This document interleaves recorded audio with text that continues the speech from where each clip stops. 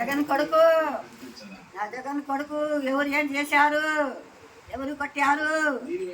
నాకు నాకు శాంతి లేదు. నేను నేను నేను గాబరా పడిపోతున్నాను. నా కొడుకు లాంటోడు. నేను నేను సహస్యలేకపోతున్నాను. దెబ్బలు తగిలిన కాడ నుంచి కూడా నాకు ఆయాసం వస్తుంది.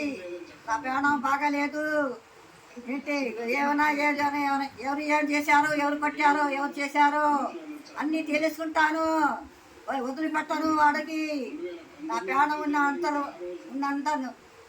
అంతసేపు నేను ప్రాణంతో ఉంటాను. వాడికి నేను ఎవరు కొట్టారో, ఏం చేశారో ఎలా చేసుకుంటాను. ఎవరికి వదిలిపెట్టను. నా కొడుకు అంటే నా ప్రాణం.